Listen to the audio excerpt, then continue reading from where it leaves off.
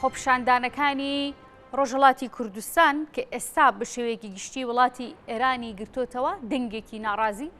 لەسەر ئاستا جیاوازەکان چ کەسە دیارەکان و نخبەکان و هەروەها لەسەر ئاسی کۆمەڵایەتی سیاسی هونەری بەگشتی ئێستا لەسەر کوژانی ژینە ئەمینی لەلایەن هێزی ئەمنی ئەو وڵاتەوە وەکو ئەوەی تا ئێستا هەیە دەنگدانەوەیەکی زۆری لێکەوتۆ بێگومان لەسەر ئاستی نێودەوڵەتیش بەشێک لە سەرکردی وڵاتان لەسەر بابەتەکە ناڕزایەتی و دڵگرانی خۆیان لەسەر ئەم بابەتە دەربڕی بەشێکیشان پشگیری ئەو خۆپیشاندان و گربوونەوە ناڕزایەتی ئەو وڵاتە دەکەن.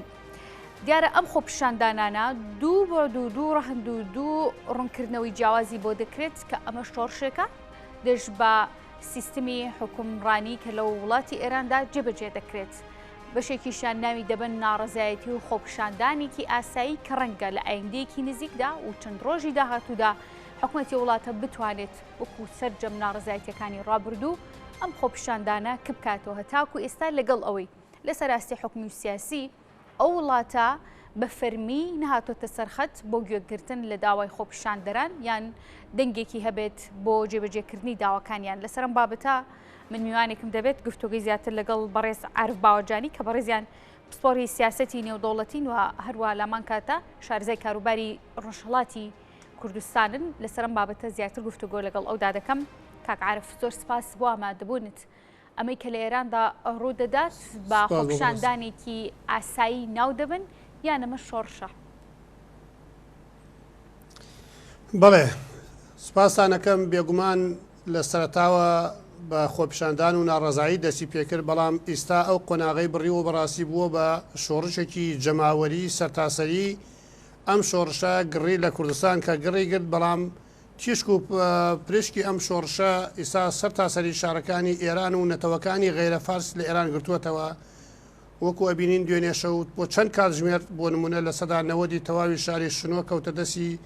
خەڵکی ڕاپەڕیوی شارەکە ناوچەی حەسەناوا لە نزیک شاری سنە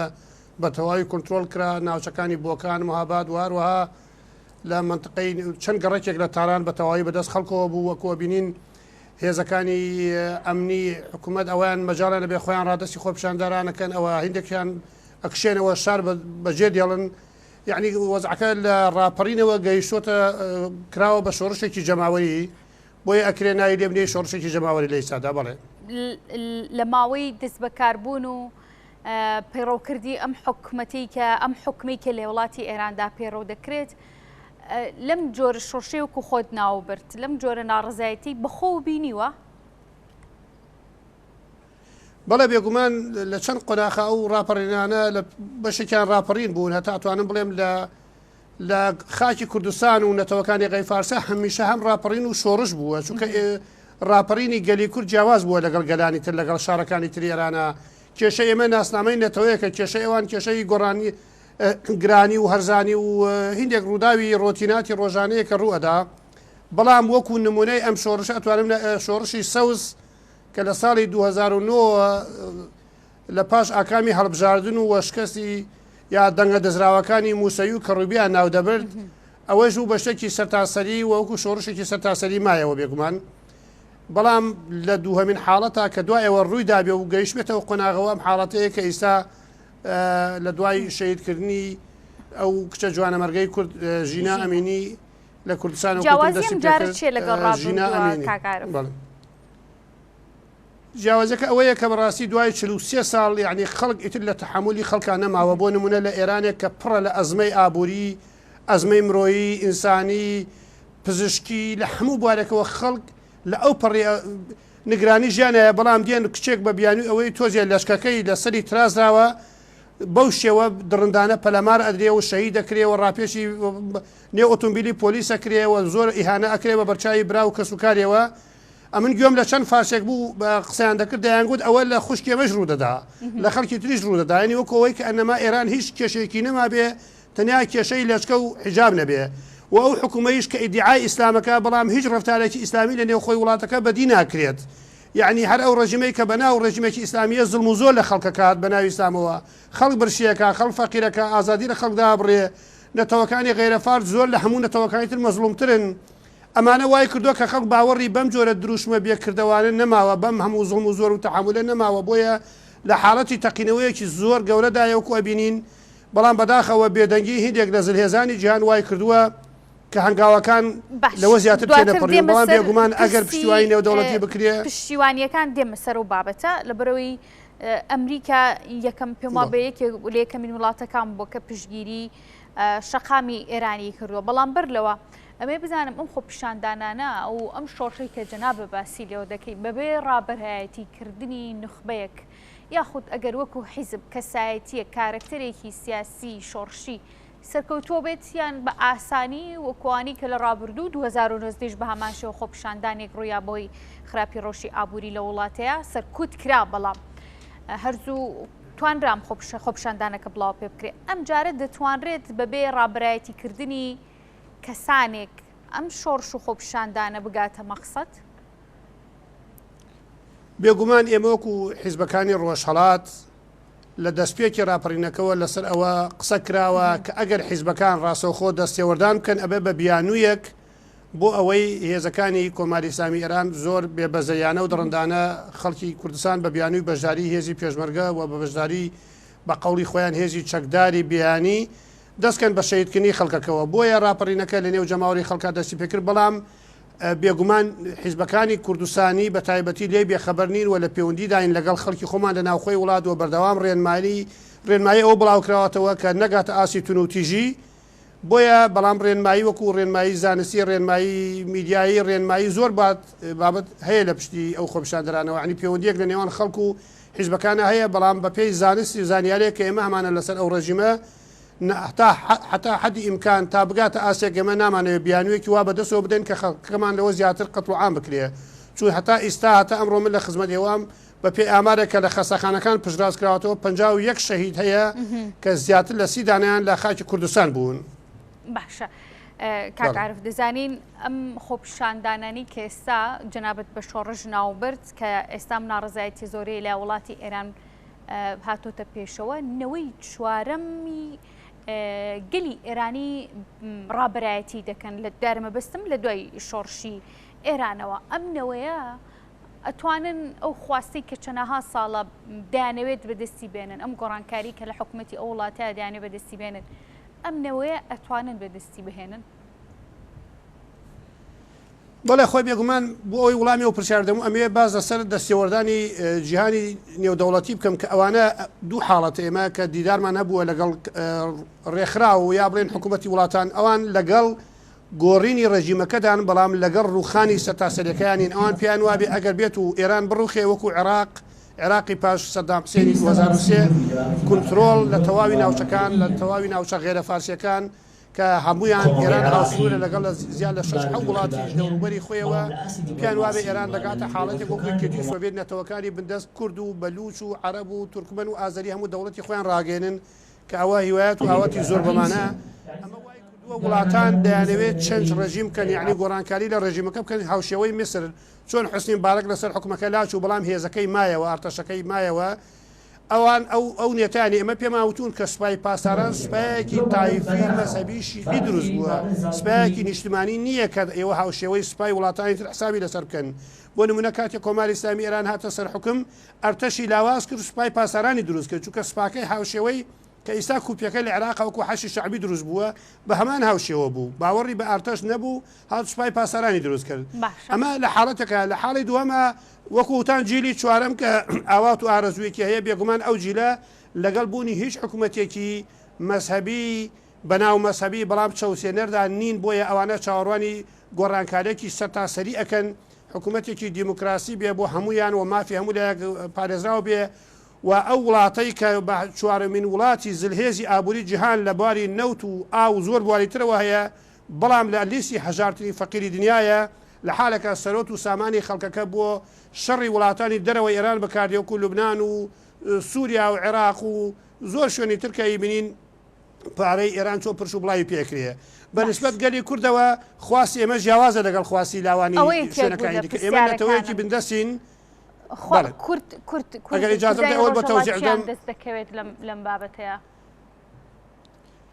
بێگومان ئەوەی کە ئێمە تێگەیشتوین دیارە ئێمە وەکو پارتی سەربەستی کوردستان و زۆر پارتی دیکەش کە ئیسا لە ڕۆژهەڵاتی کوردستانە خوازیاری ئەوەن کە ئەو ئەزمونانەی لە باشووری کوردستان دووبارە نەکەینەوە هەوڵ نەدەین تاران ئاوادان کەینەوە دیموکراتیکەین و دوایە بێ بە هێزێک کە بەرامبەری ئێمە هێز بەکاربێن و بتوانن دووبارە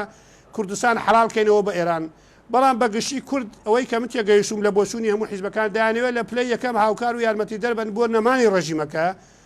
لە دوای نەمانی ڕژیمەکەەوە کورد دەبێت لەوێدا پێگەی بەهێزی خۆی بێت تا حدی مافی چارەی خۆنووسین بڕیاری خۆی بدا. من لێراوە هیوادارم حیزبەکانی ڕۆژهەڵاتی کوردستان هەرگیز ڕێگە خۆشکە نەبن لەوەی کە ئێرانێکی دیکە دروست بێتەوە لە بواری سەرباجە خۆی پۆشتە بکاتەوە چون هاوشێوەی هەمان ڕێژیم لە کاتی ڕوخانی حکوومەتی پاشاییە گەلی کورد پێشوازی لە هاتنی کۆماری ئیسلامی ئێران کرد. خومێنی کە سەرپەرشی ئەو شۆڕشێگر بەڵێنی بە گەلی کورد و گەلانی تردا بوو کە مافی هەمووی دەپارێزێ. بەڵام لەو ماوەی کە بەڵێنیدا هەوڵیدا هێزەکەی خۆی پۆست و پختە کرد سوپای پاسەرانی دروست کرد و دوایی کە دیتمان بەڵێنەکەی بەڕێوە نەبردو یەکەمین کاری سوپاکەشی پەلاماردانی خەڵکی کوردستان و قەت و عامی خەڵکی کوردستان بوو. هەمان سیناریۆ دڵنیا بە دووبارە ئەبێتەوە چون ئەوەی خۆی بە ئۆپۆزیسیۆن نەزانێت کوڕی شایە کە ئیسا لە دەروەی وڵاتە. حیزبەکانی ترن وەکو مجاهدینی خەڵق ئەمانە بەشێکیان باس لە مافێکی کەمینەی ئۆتونۆمی بۆ گەلی کوورد دەکەن نەک گەلانی تریش حتا بەشێکیان پێیان وایە ئێران یەک میلەتەوە یەک نەتەوە یەک زمانە. باشە ئەگەر ئەم ناڕەزایەتیە ئێمە دڵخۆشیێک نابینین لە ئۆپۆزیسیۆن. ئەگەر ئەم ناڕەزایەتیە سەرکەوتوو بوو توانرا ئەو حکومەی کە جەنابە باسی لێوە کرد گۆڕانکاری بەسەردا بهێت یعنی پێشبینی تێکچوونی دۆخەکەی وڵاتێکی زلهێزی وەکو ئێران دەزانین کە هەم لە ڕووی سیاسی وم لە ڕووی ئابوووریەوە ماوەیەکی زۆریشە لە ژێرگەماڕۆی ئابوووریە لەلایەن وڵاتی ئەمریکا وڵاتانی دیکەش ینی جۆرێک لە سەر لێ شێواوی جۆرێک نالەباری لە وڵاتی ئێرانە نایەتە ئاراوەکەوانی کە لە وڵاتانی دیکەیە لە ڕۆژهەڵاتی ناوەڕاستا بە دیمانکرێگەڵ گۆڕینی حکومەکانە. بێگومان هەموو گۆڕانکاریە کە دیتومانە لە جیهانە لە پاش ماوەیەک نائارامی و تۆزێک ڕوودا و ڕوو ئەدەن. بەڵام ئەگەر لە هەر کوردێک لە هەر عەرەبێکی حوازی لە هەر بەلوچەکە پرسی ئەڵێ با 20 ساڵیش بە ناڕەحاتی تێپەڕ بین بەڵام لە ژیانی بندستی لە ژیانی بندستی داگیرکەران ئێمە نەجاتمان بێ. بێگومان ئەمە دوو حاڵەتە. بۆ ئێرانی ئیمپراتۆری فارسی ڕووداوێکی ناخۆشە بەڵام بۆ نەتەوەکانی بندستی وەکو ئێمە هەواڵێکی دڵخۆشکەرە بێت و دڵنیایشم گەلانی بندەست جارێکی تر ناشنەوە ژێر پەرچەمی ئێرانێکی گرتو چون ئەزمون کراوە سەرکەوتونە بووە جاران هەرگەلی کورد بوو هاواری دەکرد. ئێستا نەتەوەکانی تری غیرە کورد ئەوانیش هاوشێوەی گەلی کورد داوای سەربەخۆیی سەرتاسەری بۆ خاک و نیشتمانی خۆیانەکەن. جا ئەبێ ئەمێنێتەوە نەتەوە یەکگرتوەکان ئایا نەتەوە یەکگرتوەکان ئەتوانێت قەناعەت بەو نەتەوانە بکات لە چوارچەوەی ئێرانێکی کۆنفیدرالی بێ یا بە قسەی خۆیان فیدرالی بێ بە گەرانتی بە تەزمین ئەوەی کە ژیان و مافی نەتەوەکان لە بواری سیاسی ئابووری لە هەر بوارێکەوە بێ پارێزراو بێت. هەرچەند کە ئەوە زەحمەتە لە وڵاتانی داگیرکەری کوردستان سلمێنراوە نە عێراق نە ئێران نە سووریا نە تورکیا ناتوانێت هەرگیز وڵاتێکی دیموکراتی بێ کە یەکێتی ئوروپا و ئەمریکا خەی پێوە بینن. بۆیە سربەخۆیی تاکە ڕێگە چارەسەرە بۆ نەتەوەکانی بندەست و وڵاتی فارسیش یا ئێرانی بەشی فارسانی وەکو فارسان مێنێتەوە. ئەوەی تا ئێستا هەیە ئەو هەڵوێستانی کە لەسەر ئاستی نێودوڵەتی لە دەستپێکی ئەم خۆپیشاندانانەوە بەپێی پێویست بۆ پیشگیریکردنی شەقامی ئێرانی بەداخەوە ئەوەی کە تا ئێستا گوێمان لێ بووە من زۆر بە وردی چاودێریم کردووە هەموو لایانی ئینسانیەکەی لایانی مرۆیەکەی دەڵێن پشتیوانی لە خۆپیشاندەران دەکەین ئیدانەی کوشتنی خۆپیشاندەران دەکەین بەڵام لە بواری کرداریەوە ئەو ئامادەکاری مەسەڵەن بۆ گۆڕینی حکوومەتەکەی عێراق هەبوو بۆ گۆڕینی حکوومەتی پێشووتری بڵێن ئەفغانستان هەبوو هیچ گۆڕانکارێکی وا سەربازی دیپلۆماسی تا ئێستا هیچ بڕیارێکیەوەمان گوێ لێ نەبووە لەلایەنە مرۆیەکەی وە خەڵک پشتیوانیەکە وەکو سولیداریتی یا پشتگیری لە ئاسی جیهانەوە بەردەوامە. وەکو بینیمانە زۆر کەسایەتی گەورەی جیهانیش قسێکیا کردووە زۆر یاریزانی بەنێوبانگی نێونەتەوەی حتا زۆر کەسایەتی ئێرانی کەسە باڵادەسەکان وەرزشوانەکان هونەرپیشەکان زۆریان کە لە ناوخۆی وڵاتیشن بەدەنگ جەماوەڕ هاتوون زۆر لە پشتیوانێکی زۆر سەرتاسەری ئەکرێت بەڵام هەموو لایەنەکان زیاتر لایانی ئەوانەی دەرەوە لایانی مرۆیین منی وادارم بێتە لایانی کردداری لایانی دیپلۆماسی لایانی سەربازی و ڕێگە بدەن کە خەڵک بۆ خۆی بڕیاردە مافی چارەی خۆی. ئێستا ئێران هەزمی ئەو گۆڕانکاریە دەکات لە ڕووی ئابووریەوە لە ڕووی کۆمەڵایەتیەوە ئەگەر ئەو گۆڕانکاریە بێتە پێشەوە دەتوانرێت بە ئاسانی هەزمی ئەو گۆڕانکاریە بکرێت لە وڵاتەیە. خۆی 43 ساڵە خەڵکەکە بەعام لە ژێر فشار و ناڕەحاتیان ئەگەر بۆ چەند ساڵیش لەو حاڵەتە بژین خەڵکەکە عادەتی کردووە پێم وایە بەڵێ ئامادەیی هەیە لەبەرەوەی ئەم خەڵکە تا ئەم دەقە لە ژیانێکی خۆشانە بوو بڵێ 2 سال ژیانەکەی لێ بشێوێ ئەم خەڵکە لە بواری ئابوووریەوە بە لە دەرجەیەکەم تەواو تەپێنراون لەباری ئازادیەوە لەباری ئارامیەوە لەباری بێداشتیەوە لە هەر بوارێکە بگری خەڵ لە ژێر فشارایە بۆیە خەڵک لە ژێر فشارا وەکو ژیانی خەڵکی عێراق و ئێران بەشە بەتایبەتی بەشە عەرەبی و فارسیەکەی بێژگە لە گەلی کورد کە دوو قات تر لەوان زیانی بەرکەوتووە هەمیشە لە نێو ئازاران من پێم وایە خەڵک پێشوازی ئەکا لەو گۆڕانکاریە با بە 2 ساڵ و 3 ساڵ و 4 ساڵیش لەگەڵ نەهامەتەکان ڕاتون هەتا قۆناغە سەرەتایەکانی حکوومەتی انتقالی دروستە بێتەوە تا هەڵبژانێکی سەرتاسەری دروستە بێتەوە ئەوە بەلایەکە گەلی کوردژمی لێرە دووبارەیەکم هیوادارم کە کوردانی ڕۆژهەڵاتی کوردستان بەگشتی و حیزبەکان بەتایبەتی لە هەوڵی پاراستنی سنووری جوگرافیای ڕۆژهەڵاتی کوردستانە بن و کوردیە قسە و یەکگوتار بێت لە ئاس ناوخۆ لە ئاس دنیادا و کورد هەرگیز بە قسەی خۆشی و خۆشباوەڕی فارسەکانی ئۆپۆزیسیۆن کە ئیسا لە دەرەوەی وڵات سێ بۆچوونیان زۆر لە حاکمانی ئێستا ئێران بەرامبەر بە گەلی کورد خراپترە نەکەونە دایانەوە بۆ کورد نەچێ بۆ تاران بۆ ئەوەی بە شتێکی بەسیط ئیمزا بکرێ با کرماشان ببێ بە ناوەندی بڕیاردان بۆ دواڕۆژی ڕۆژهەڵاتی کوردستان کاکعرف بیسە دیدگایەکی دیکەش هەیە بۆ چوون و لێکدانەوەیکی دیکەش دەکرێت لە نێو کۆی ئەم ناڕزایەتیانی شەقامی ئێرانیدا ئەوەش ئەوەیە کە وەکەر خۆپیشاندانێکی دیکە بە زەبری هێز دەتوانن وڵاتی ئێران خۆپیشاندانەکە کە بکەن گوێ نەگرن بۆ داوای خەڵک دووبارە هێزی ئەمنی و سەربازی وڵاتی ئێران تا چەند ئەم جارە دەتوانرێت یاخود ئەو توانە و لە ڕووی کەمیە و لە ڕووی بڕەوە هێندە زۆرن کە بتوانن سەیتەرە بکەن کۆنتترۆلی خۆپیشاندان و شەقام بکەن خۆی بەپێی ئەو زانیاریانەی کە بە ئێمە گەیشتون و بڵاو کراونەتەوە هێزی ئەمنی هێزی سەربازی ئێرانی هێزێکی ماندوو برسی و بێئیمکاناتن و هێزێکی بێزارن لە دەستی یعنی هێزێکن کە زۆر بێزارن لە دەست سیستەمی حکوومەتەکەیان وەکو وتراوە باس کراوە پێشووتر لە حوازیش خۆپیشاندان و دەڵێن لە حیزبوڵای لوبنان و شوێنەکانی ترەوە خەڵکیان هێناوە بۆ سەرکوبکردن چون هێزە ڕەسەنە ناوخۆیەکان ئامادەنین لەوە زیاتر هەر دوێنێ لە چەند گرتە ڤیدۆ بڵاو بۆەوە چەندین پلەداری گەورەی هێز ئەمنیەکان خۆی ڕادەستی جەماوەر کردووە جەماوەر پێشوازیان کرد پێشەوە نێوانەیە کە تونوتیژیانێک لەلایەن خەڵکۆ لیاندرا بۆیە ینی تەقینەوەکە گەیشتۆتە ئاسێک هەموو هێزە جۆرە پێکاتەکانی ئێران لە هێزی ئەمنیەوە لە پزیشکیەوە لە هەموو بوارێکەوە خەڵک بێزارە و پشتیوانی لە شەقامەکرێت بۆیە من پێم وایە ئەم خۆپیشاندانانە ئەم شۆڕشە ئەگەر بەردەوام بێ دڵنیا بە سەدان هەزار لە هێزەکانیش دێنە نێو خەڵکەوە پشتیوانی خەڵکەکەن بەڵام ئەوەی کە تا ئێستا خەڵک دڵی پێیخۆشنیە بوونی ئەلتەرناتیڤێکی گونجا و جێگرە کە تۆزێک تا ئێستا ساردی لە هندێک حاڵەتە هەیە بەڵام دڵنیا بەگە درێژەی بێ هەم دنیای ژێتە سەرخەتەوە و هەم نەتەوەکانی بندەست بە پلەی یەکەم ئەتوانن خۆیان کۆکەنەوە و سەرپەرشتی ناوچە سنوورەکانی خۆیان بکەن بۆی کە نائارامی لە دوا ڕۆژە ڕوونەدا و ڕەشە بکوژی و نازانم تاڵانی بە تایبەتی ئەوە ڕووداوانەی کە چاوەڕێ ئەکرێت لە ئێران چووکە ئێران خەڵکەکەی بەو شێوە پەروەردە کردووە هەمیشە لە نەداری و فەقیریدا بژین بۆیە لەو حاڵەتانە بێگومان ئەبێت چاوەڕوانی حاڵەتی لە خۆزرای شکورێک کە لە کوردستانە دوورەی بینین باشە کاک عارف تا ئێستا ئەوەی هەیە حکوومەتی ئەو وڵاتە بە فەرمی نەهاتوو بۆ گوێگرتن لە داوای ئەم هاوڵاتیانەی کە هاتوونەتە سەر شەقام ناڕزایەتی دەردەبڕن ئەوەی هەیە هەوڵ دەدات وە سەرکوتکردنی و خۆشی باسی لێوە دەکا وەکو خۆیان دەڵێن ئێمە کۆتایی بە خۆپیشاندانەکان دەهێنین ینی حکوومەتی ئێرانی بە چ میکانیزمێک لەم جارەیە ئەتوانێت کۆنتترۆلی شەقام بکە خۆی حکوومەت بۆ نایەتە سەر گوێ لە داواکاری خەڵبگرێ ئەگەر حکوومەتی کۆماری ئیسلامیێران گوێ لە داواکاری خەڵبگرتایە گوێ لە بۆچوونی ینی ئەو حکوومەتە نەبوو کە ئیسا بوو حکوومەتێکی دیموکراتی بوو بێگومان بۆیە سیستەمێک کە ئیسا حکومداریەکە لەگەڵ لە نێو ئێرانە سیستەمێکی زۆرە ملی مەسحەبی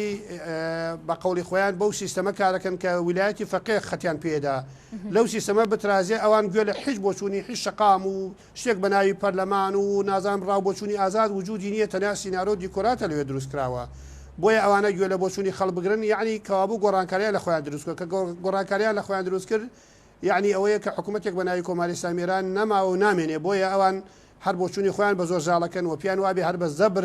43 ساڵە هەر زەبری چەک و کوشتن و لە سێدارەدان و دەربەدرکردنی بە ملیۆنان خەڵک و پڕبوونی بە دیخالەکان لە چارەگوانانی مەدەنی و سیاسی ئەوان پیان وابێ بەوە ئەتوانن بەڵام ئەوە سەلماندیەتی لە مێژووە هیچ وەختێک